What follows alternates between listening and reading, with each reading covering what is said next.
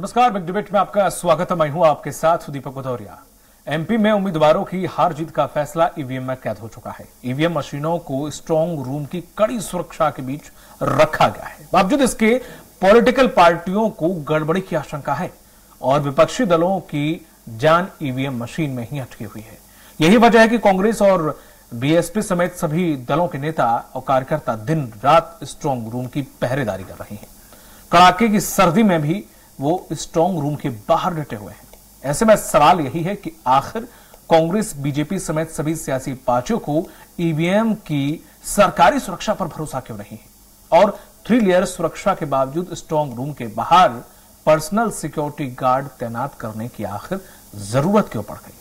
इसी पर चर्चा करें, उससे पहले देख लेते हैं रिपोर्ट। एमपी में ईवीएम की पहरेदारी, कहीं कार्यकर्ता 3 शिफ्टों में रख रहे निगरानी, कहीं पर्सनल सिक्योरिटी गार्ड को सौंपी जिम्मेदारी। आखिर काउंटिंग से पहले सियासी पार्टियों को किसका सता रहा है डर? प्रत्याशी दिन रात क्यों काट रहे स्ट्रांग रूम के चक्कर? जी हां, मध्य प्रदेश में विधानसभा चुनाव के नतीजों का समय जैसे जैसे नजदीक आता जा रहा है, वैसे वैसे ही प्रत्याशियों की धड़कनें बढ़ती जा रही हैं। वहीं वोटिंग के बाद नतीजों से पहले ईवीएम पर सियासी घमासान है। बालाघाट में पोस्टल बैलेट के कथित छेड़छाड़ का मामला सामने आने के बाद प्रदेश भर में कांग्रेस प्रत्याशी डरे सहमे हुए हैं। आलम यह है कि प्रदेश भर में ईवीएम और स्ट्रांग रूम की सुरक्षा के लिए कांग्रेस कार्यकर्ता और प्रत्याशी सर्द रातों में भी जागकर लगातार ईवीएम के स्ट्रांग रूम की पहरेदारी कर रहे हैं। कहीं निजी सुरक्षा कर्मी हायर किए गए हैं तो कहीं कार्यकर्ताओं की शिफ्टों में ड्यूटी लगाई गई है। इतना ही नहीं, पीसीसी चीफ कमलनाथ ने भी कार्यकर्ताओं से स्ट्रांग रूम के बाहर मुस्तैद और चौकन्ना रहने की अपील की। साथ ही कार्यकर्ताओं को हर विधानसभा क्षेत्र में 3 दिसंबर तक 24 घंटे ईवीएम की निगरानी के निर्देश दिए गए हैं। खंडवा में एक कांग्रेस प्रत्याशी ने ईवीएम की सुरक्षा के लिए 6 सिक्योरिटी गार्ड तक तैनात किए हैं। तो इंदौर की सबसे हॉट सीट मानी जा रही विधानसभा क्रमांक 1 के कांग्रेस प्रत्याशी संजय शुक्ला ने पार्टी के कार्यकर्ताओं को ईवीएम की पहरेदारी में स्ट्रांग रूम के बाहर तैनात किया है। कांग्रेस कार्यकर्ता 3 शिफ्ट में ईवीएम की पहरेदारी कर रहे हैं। सभी कार्यकर्ताओं के खाने पीने की, वहीं पर रुकने की भी इंतजाम है। खुद कांग्रेस प्रत्याशी संजय शुक्ला ने कलेक्ट्रेट में रिटर्निंग ऑफिसर से मुलाकात करके पोस्टल बैलेट के बारे में जानकारी ली। इस दौरान उन्होंने आरोप लगाया है कि बीजेपी नेता अधिकारियों पर दबाव डाल रहे हैं। वहीं नर्मदापुरम में ईवीएम की पहरेदारी में लगे सीसीटीवी कैमरे का डिस्प्ले बंद होने की घटना के बाद कांग्रेस ने सुरक्षा पर सवाल उठाने के साथ ही वहां भी पहरेदारी बढ़ा दी है। वहीं बड़वानी में स्ट्रांग रूम का निरीक्षण करने पहुंचे पूर्व गृह मंत्री बाला बच्चन ने कहा है कि बीजेपी ईवीएम मशीनों के साथ कोई छेड़छाड़ कर कांग्रेस कार्यकर्ताओं की मेहनत पर पानी ना फेर सके, इसलिए 18 नवंबर से ही हम स्ट्रांग रूम की चौकीदारी कर रहे हैं। मध्य प्रदेश के विधानसभा चुनाव खत्म होने के बाद सबसे बड़ी बात आती है जब उसकी गिनती की जाती है, उसको लेकर स्ट्रांग रूम में काफ़ी व्यवस्थाएं की जाती है। लेकिन कहीं ना कहीं स्ट्रांग रूम में भी कुछ घटनाओं को लेकर जिस प्रकार की सामने आए हैं, चाहे बालाघाट की बात कर ली जाए, इससे पहले खंडवा की बात कर ली जाए या अन्य क्षेत्रों की बात कर ली जाए, तो उसके बाद कहीं ना कहीं जो विपक्ष होता है, विपक्ष इसको लेकर बहुत ज़्यादा सतर्कता बरतता है और अपने कार्यकर्ताओं को रात भर और दिन भर यानी 24 घंटे इसकी निगरानी की जाती है। तो अगर देखा जाए तो आप अभी जो, क्योंकि 3 तारीख का इंतजार है, आप किस बात की निगरानी करते हैं और क्यों? स्ट्रांग रूम की निगरानी करते हैं। सामने सीसीटीवी कैमरास वगैरह लगे हुए हैं। भविष्य में जो कोई इस तरीके की घटना नहीं हो, जैसी बालाघाट में हुई है अभी और इन पास्ट होती आई है, उस तरीके की घटनाओं से बचने के लिए हमारे नेता मनोज शुक्ला जी ने यहाँ निगरानी के लिए हमें बिठाया हुआ है। कैमरे बंद हो गए या लाइट चली गई या स्टोर रूम खुलवाया गया, तो यहाँ जब हम इतना समय हम जब बाहर भी देते हैं या पार्टियों के लिए, तो कम से कम 4 दिन 5 दिन यहाँ भी अगर बैठ जाएंगे, हमारे सामने सब चीज़ें हैं। प्रशासन पे भी हमें भरोसा है, चुनाव आयोग पे भरोसा है। इसके बावजूद भी हमारे प्रत्याशी की तरफ से कहा गया है कि भाई वहाँ आपको निगरानी रखनी है। बिल्कुल, अगर देखा जाए तो कहीं ना कहीं अगर पूर्व की घटनाओं को ध्यान में रखते हुए जिस प्रकार से घटनाएं घटित हुई है, चाहे बालाघाट की बात कर ली जाए या अन्य की बात कर ली जाए, तो उसकी निगरानी करने के लिए यहाँ पर जो विपक्ष है वो हमेशा यहाँ रहा है। 2018 से इस प्रकार की यहाँ पर जो निगरानी की जाती है। पानसेमल और राजपुर विधानसभा क्षेत्र की ईवीएम मशीन से जहाँ पे जो रखी है, स्ट्रांग रूम में, वहां तक मैंने, जहां तक जो परमिशन थी वहां तक की मैंने जाके देखा है, चेक किया है मैंने। और बाकी जो हमारे लोग भी यहाँ पर जो बैठे हैं, तो सब जगह सारी चीजें सब ठीक ठाक है, देखा है, चेक किया है। एक तरफ कांग्रेस बीजेपी पर ईवीएम में गड़बड़ी का आरोप लगा रही है, तो दूसरी तरफ बीजेपी का कहना है कि कांग्रेस पार्टी अपनी हार का ठीकरा ईवीएम पर फोड़ना चाह रही है। यह कांग्रेस का नेचर है, जब भी वह हारती है तो कहीं अधिकारियों पर तो कहीं ईवीएम पर अपना फ्रस्ट्रेशन निकालती है। देखिए, भाजपा अधिकारियों को बिल्कुल इस दृष्टि से नहीं देखती है।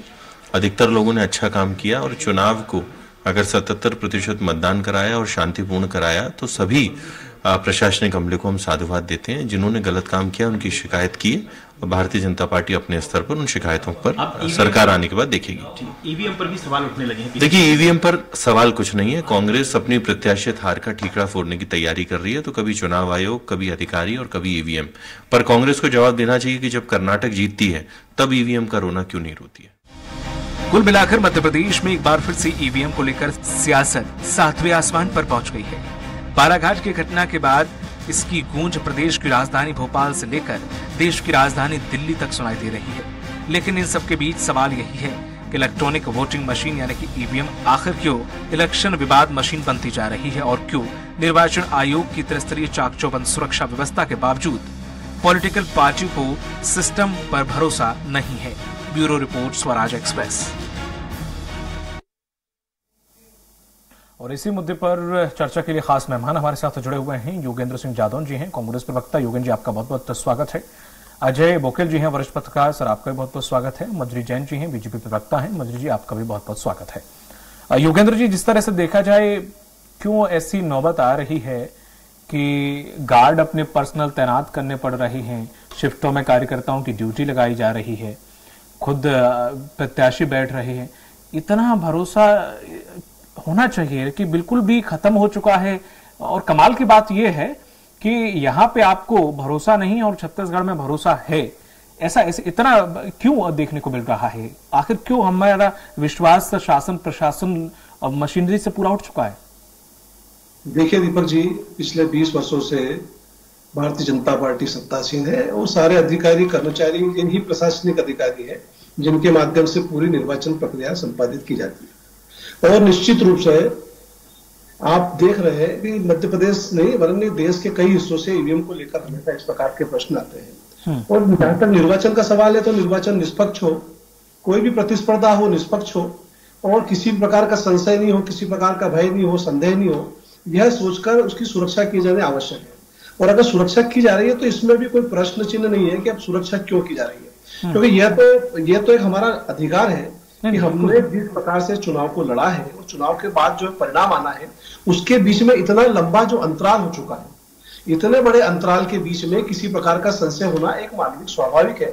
और मैं ये सोचता हूं कि चाहे भारतीय जनता पार्टी हो, चाहे कांग्रेस पार्टी हो, चाहे कोई भी पार्टी हो, लेकिन कोई भी निर्वाचन हो निष्पक्ष हो, इस चीज को लेकर कभी संदेह और प्रश्न नहीं होता है। अभी ईवीएम का सवाल है तो ईवीएम का तो दीपक जी इतिहास ही देखें आप कि जब से ये ईवीएम इस निर्वाचन प्रक्रिया का भाग बनी है तब से ये संदेह के घेरे में है। और हिंदुस्तान में तो सबसे पहले जब भारतीय जनता पार्टी के शीर्ष नेता सुब्रमण्यम स्वामी जी ने इस पर प्रश्न चिन्ह लगाया था तभी से ईवीएम पूरी तरह से संदेह के घेरे में चलती आई है। उस पर हमेशा इस प्रकार का वाद प्रश्न बनता रहा है। और हमने देखा है पूरी दुनिया के अंदर जो विकसित देश हम जिन्हें कहते हैं, विकसित देशों ने ईवीएम को निर्वाचन प्रक्रिया से बाहर का रास्ता दिखा दिया है। आप देखते हैं चाहे अमेरिका हो, चाहे नीदरलैंड हो, चाहे आयरलैंड हो, चाहे जर्मन हो। जर्मन में तो माननीय सर्वोच्च न्यायालय जो सुप्रीम कोर्ट है जर्मन की, उसने उसको ब्रेक कर दिया क्योंकि जहां भी संदेह हुआ, इटली के अंदर जब संदेह हुआ तो इटली की सरकार ने भी वहां पर बंद कर दिया। तो ये ईवीएम पे प्रश्न उठाना अलग चीज है। ईवीएम की जो प्रक्रिया है वो किसी भी मॉनिटरिंग के माध्यम से चलती है। इस चीज में दीपक जी कोई प्रश्न चिन्ह नहीं है क्योंकि प्रशासनिक एजेंसी के माध्यम चलती है। आप बालाघाट देख रहे हैं, बालाघाट में क्या हो रहा है, क्यों हो रहा है? पर जादौन जी, ईवीएम तो ठीक है, चलो नहीं चलती, ऐसे तो विदेशों में यूपीआई भी नहीं चलता है। वहां के लोग कैश में ज्यादा बिलीव करते हैं और एटीएम कार्ड का बिलीव करते हैं। हम लोग बहुत आगे उनसे निकल गए हैं, वो लोग वो भी, तो ये भी बेकार है क्या? नहीं तो अगर आगे निकल गए तो आगे की दौड़ में हम ईवीएम से भी आगे निकल जाए ना, तो क्या दिक्कत है दीपक जी? तो उनका आप यदि आप अपन एटीएम में आगे निकल गए हैं तो हम ईवीएम से भी आगे निकल जाए। उनका परिदृश्य, अपना परिदृश्य, उनकी जनसंख्या, अपनी जनसंख्या, उनकी भौगोलिक स्थिति, उनकी जो शिक्षा है लोगों में, दर अगर देखें और अपने यहाँ के देखें तो उसमें वेरिएशन है ना सर, बहुत सारा। वहां की लोकतांत्रिक व्यवस्था, अपने यहाँ की लोकतांत्रिक व्यवस्था में, इंफ्रास्ट्रक्चर में बहुत अंतर है। देखिए, लोकतांत्रिक व्यवस्था और लोकतांत्रिक देश का, दुनिया का सबसे बड़ा जो लोकतंत्र है वो हमारे पास है। हम दुनिया में सबसे बड़े लोकतंत्र के साथ चलते हैं। और दीपक जी, जहां रहा कि भौगोलिक व्यवस्था और राजनीतिक व्यवस्था और सामाजिक व्यवस्था का प्रश्न चिन्ह है, तो मैं आपसे कहना चाहूंगा कि हम विकसित दिशा में जा रहे हैं। हम एटीएम का यूज कर रहे हैं, यूपीआई का यूज कर रहे हैं, तो हम विकसित दिशा में जा रहे हैं। तो हम विकसित राज्यों का अगर अनुकरण कर लें तो उसमें कोई बड़ा अचरज या परहेज नहीं है। ठीक है, अब आप कह रहे तो मान ले रहे, वरना एस्टोनिया एक ऐसा देश है जहां पे सबसे पहले डिजिटल वोटिंग हुई है, लेकिन वो भी आ गए हैं। अगर दोनों को कंपेयर करें तो फिर वो लोग ऐसे, खैर ठीक है, आपकी बात मैं मान लेता हूं, चलिए ठीक है। जिस तरह से मंजरी जी इस पूरे मामले को देखें तो आपके लोग नहीं बैठे हैं शायद, या बैठे हैं, आपके लोग भी तैनाती कर रहे हैं? बैठे हैं।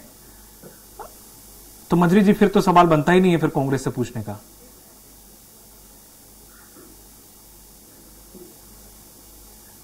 जी मंजरी जी,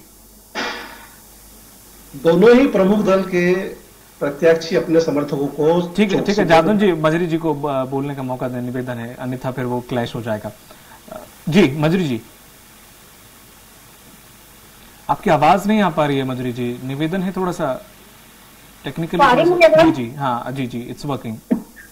जी अब आ रही है आपकी आवाज। मैं आपको बताना चाहती हूँ कि भारतीय जनता पार्टी हमेशा से निष्पक्ष चुनाव है, इसकी पक्षधर है और बहुत ही शांतिपूर्ण तरीके से मध्य प्रदेश में चुनाव हुए थे, मतदान हुआ है। मैं समझती हूँ कि उसी तरीके से काउंटिंग भी होगी और चुनाव आयोग का काम है, चुनाव आयोग अपनी पूरी निष्ठा के साथ, ईमानदारी के साथ काम करेगा। और वही बात अगर ये ईवीएम पर जो आप उठा रहे थे, तो ईवीएम के ऊपर वहाँ कर्नाटक में सवाल नहीं उठाते, हिमाचल पे सवाल नहीं उठाते जब उनकी सरकार बन जाती है। अभी इनको कहीं ना कहीं अंदेशा है और इनकी ये बौखलाहट इसीलिए है कि अब ये चुनाव जो है इनकी सरकार नहीं बन पा रही है, तो कैसे इनके जो वरिष्ठ नेतृत्व है उनको बचाया जाए, इनकी महिला को कैसे बचाया जाए, जिनकी ये महिला मंडित करते रहते हैं। तो इसलिए अब ये ईवीएम पर ठीकरा फोड़ना चाहते हैं। मैं समझती हूँ ईवीएम के ऊपर यदि इनको इतना संदेह है तो फिर हिमाचल में और कर्नाटक में क्यों नहीं उठाया, छत्तीसगढ़ और राजस्थान में क्यों दिक्कत नहीं है? तो वही मैं इनसे पूछना चाहती हूँ कि आप दो तरीके की बात क्यों करते हैं।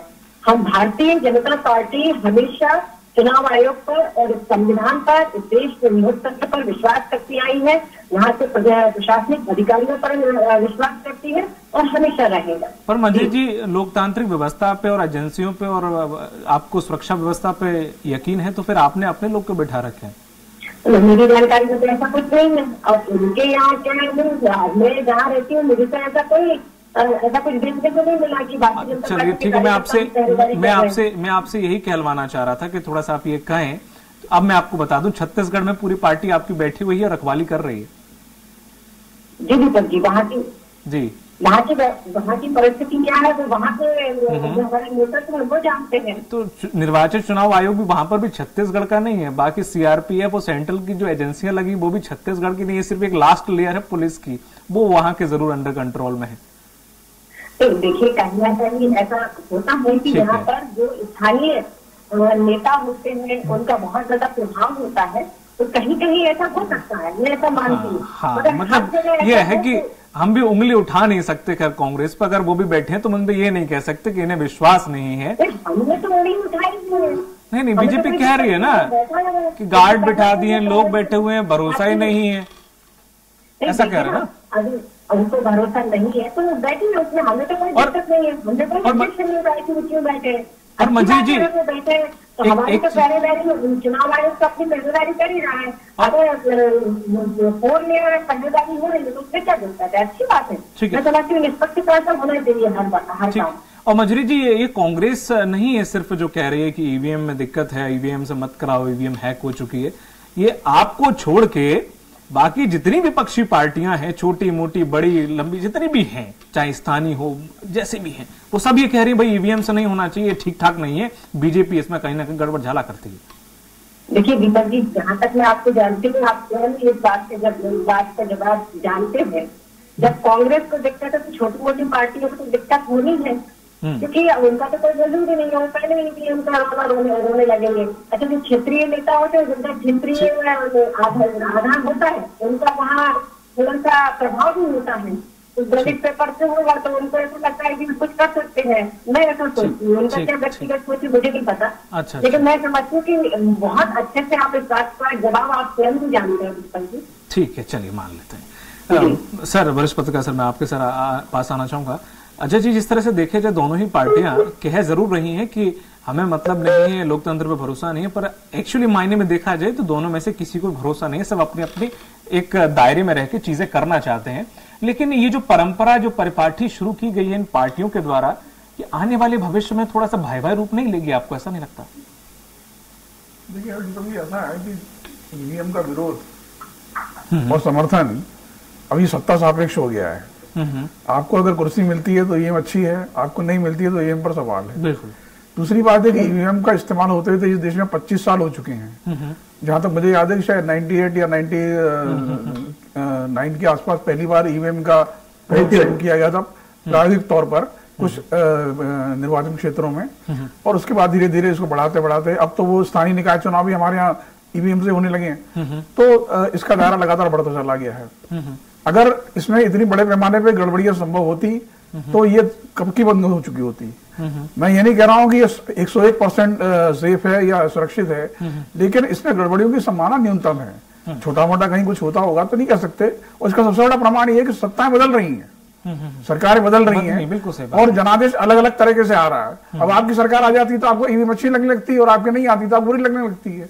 इसका तो कोई लॉजिक नहीं है, और इसका कोई एक कुतर्क है अपने आप में। दूसरी बात है कि हम टेक्नोलॉजी की दौड़ में आगे जाएंगे पीछे जाएंगे। सवाल तो ये भी, आपने भी जैसा कहा था कि दुनिया आगे बढ़ रही है। ठीक है, छोटे देशों में जहाँ जनसंख्या कम है वहाँ चुनाव जो है वो आराम से होते रहते हैं, तो वो अलग बात है। भारत जैसे देश में जहाँ पर करीब 100 करोड़ से ज्यादा मतदाता है, तो वहां पर अगर हम टेक्नोलॉजी की मदद दे रहे हैं तो उसमें कोई बुराई नहीं है। अजय जी, वो भी समय हमने सबने देखा है कि पेटियां ले लेके भाग जाते थे लोग, उसमें पानी डाल और हमने तो वो चुनाव देखा है जब मतपत्रों से जो होता था, चुनाव होता था, और कितनी गड़बड़ियां होती थी। आज की तारीख में इस तरह की गड़बड़ियां देश में केवल एक राज्य में हो रही है, और वो पश्चिम बंगाल। जबकि इसके लिए किसी जमाने बिहार, यूपी, हरियाणा सबसे ज्यादा बदनाम थे, लेकिन अब गड़बड़ियों की संख्या वहां लगभग न्यूनतम हो चुकी है। उसका कारण ईवीएम है। तो ऐसा नहीं है कि, और निर्वाचन आयोग से भी कई बार बात हुई हमारी, तो उन्होंने अधिकारियों ने भी कहा कि इसमें गड़बड़ी की संभावना 99% नहीं है। थोड़ी बहुत अगर कहीं कुछ हो भी सकता होगा तो उससे कुछ चुनाव परिणाम बहुत असर नहीं पड़ता। तो सवाल ये कि जब जितने बड़े पैमाने पर चुनाव होते हैं, अगर उसमें गड़बड़ी कहीं हुई भी होगी तो वो नेग्लिजिबल है, और उससे कोई व्यापक रूप से कोई असर नहीं होता चुनाव परिणामों का। अब ये है कि राजनीतिक आरोप लगाने के लिए लगा सकते हैं, और हर पार्टी लगा रही है, उसमें कोई बात नहीं। ठीक है, योगेंद्र जी, जिस तरह से देखा जाए, पहले तो छत्तीसगढ़ के पिछले परिणाम देख लें, अगर ईवीएम की बात होती तो भाई थोड़ा बहुत अंतर करते, इतना अंतर नहीं करते कि मुंह दिखाने लायक नहीं रही बीजेपी। तो इस तरह से अंतर ये एहसास दिलाता है कि ईवीएम इतनी खराब नहीं है जितनी आप लोग बताते हैं। खैर, आपका वो निजी मामला है, आप आरोप लगाते रहे। सवाल ये खड़ा होता है कि जैसे कि अभी जिस तरह से आप चारों तरफ से घेराबंदी कर रहे हैं स्ट्रांग रूम की, और सिक्योरिटी लगा रहे हैं, कल को पता नहीं कुछ और भी लगाएं, वो खैर आपका निजी मामला है हालांकि, लेकिन ये कभी कभी चीजें इतनी ज्यादा हो जाती हैं कि अभी जैसे आपने बालाघाट वाला मुद्दा उठाया, उसमें भी आप जानते हैं कि वो सिर्फ एक गलत फहमी थी, क्योंकि दिमाग में वही भरा हुआ है इतनी ज्यादा तरीके से कि वहां पर उन्होंने, जिसने ये कार्यकर्ता ने आपकी वीडियो बनाया था या भेजा था, उसी ने बाद में एक्सेप्ट किया कि हाँ ये भूल चूक हुई है, हाँ ये चीज का मुझे पता नहीं था। हालांकि कलेक्टर ने पूरे साइन वाइन जिन लोगों के हुए थे वो पर्ची दिखाई थी। तो ऐसा नहीं लगता क्योंकि ज्यादा बहम भरा हुआ है तो हम लोग प्रचार प्रसार भी लगा हुआ वैसे ही कर देते हो सोशल मीडिया पर, तो और ज्यादा बवाल हो जाता है फिर उन चीजों का। देखिए दीपक जी, अगर आहट होती है दरवाजे के बाहर तो सुरक्षा के लिए अपने को सतर्क हो जाना चाहिए। ये एक मानवीय स्वभाव है। अब वहाँ आयोग ने यह तो माना है कि प्रक्रियात्मक त्रुटि हुई है। अगर उन्होंने माना है कि प्रक्रियात्मक त्रुटि हुई है तो निर्वाचन में त्रुटि के लिए कोई स्थान नहीं होता है।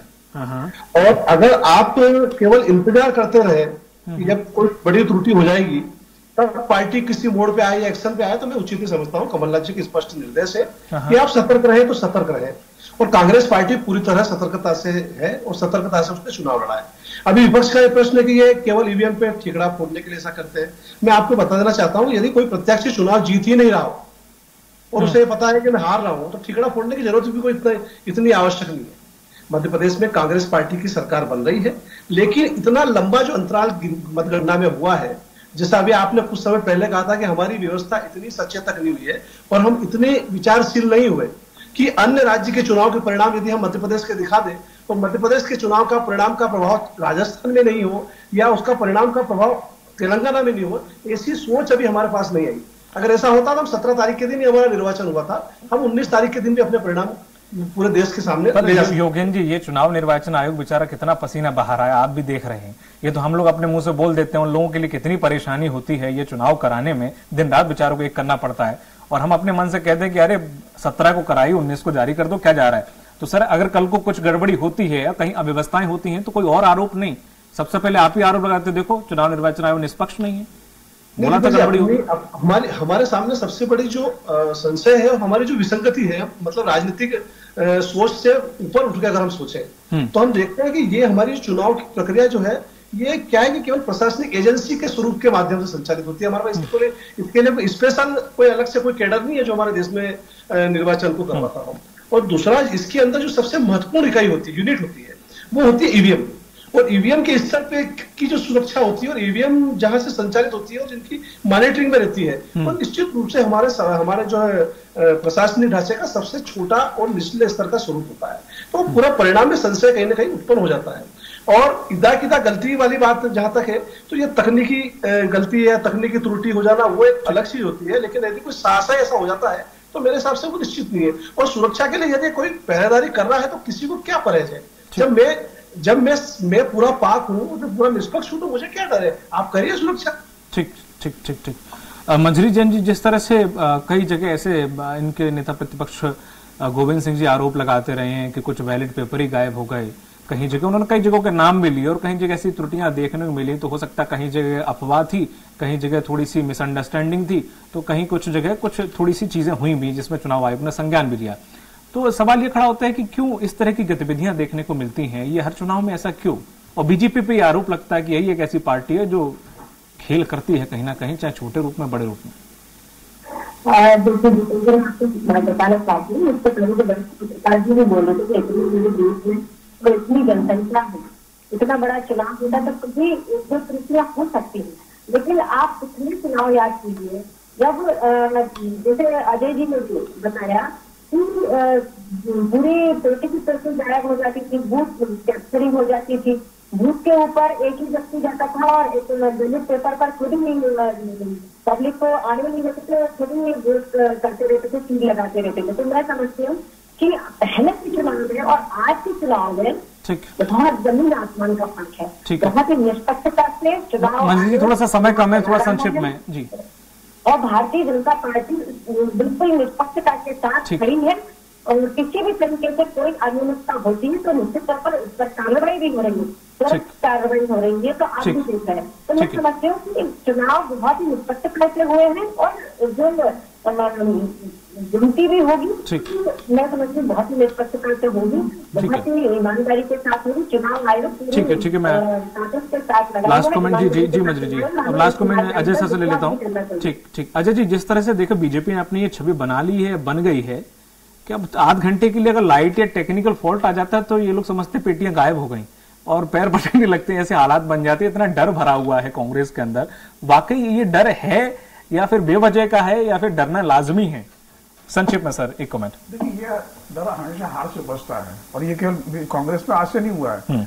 आज से 10 साल 15 साल पहले ये सवाल बीजेपी ने उठाया था और जो बीजेपी प्रवक्ता नरसिंह राव, उन्होंने बाकायदा इस पर किताब लिखी है कि ईवीएम में गड़बड़ी कैसे हो सकती है। और लालू प्रसाद आडवाणी ने तो आरोप लगाया था ईवीएम को लेकर के, तो ये कोई नई बात नहीं है क्योंकि वो हार रहे थे चुनाव, तब उनको सारी शंका हो रही थी। जब से बीजेपी जीतने लगी तो ईवीएम से अच्छी चीज दुनिया में कोई हो नहीं सकती है। ठीक है, तो आम आदमी पार्टी का उदाहरण देख लीजिए। आम आदमी पार्टी के विधायक सौरभ भारद्वाज ने तो दिल्ली विधानसभा में बाकायदा प्रदर्शन करके ये डेमो दिया था कि ईवीएम में गड़बड़ी कैसे की जा सकती है। वही आम आदमी पार्टी पंजाब में जीतने के बाद ईवीएम का नाम ही नहीं ले रही है। तो मैंने पहले ही आपसे कहा कि ये सत्ता सापेक्ष आरोप है। ठीक है, आपको सत्ता मिल रही है तो ईवीएम से अच्छी कोई चीज नहीं है, और अगर आपको सत्ता हाथ से फिसल रही है तो ईवीएम से खराब कोई चीज नहीं है। इसलिए ये आरोप खुद ही अपने आप में खारिज हो जाता है, प्लस माइनस इक्वल टू 0। ठीक है सर, चलिए इस डिबेट में फिलहाल इतना ही। आपका योगेंद्र जी, मधुरी जैन जी और अजय जी, तीनों लोगों का बहुत बहुत शुक्रिया इस पर चर्चा में शामिल होने के लिए। तो जिस तरह से देखें कि स्ट्रांग रूम के बाहर पहरा ऐसी सर्द हवाओं में भी दे रहे हैं, क्योंकि अंदर बहुत ज्यादा गर्मी है और चुनाव की गर्मी जैसे जैसे 3 तारीख नजदीक आ रही है वैसे अपने चरम पर है। और इसीलिए सभी लोग, चाहे वो बीजेपी हो चाहे वो कांग्रेस हो, स्ट्रांग रूम के बाहर पहरेदारी कर रहे हैं इस ठंड में भी। लेकिन देखने वाली बात यह होगी कि वाकई इनकी जो मेहनत है वो रंग लाती है या नहीं। मुझे दीजिए इजाजत, नमस्कार।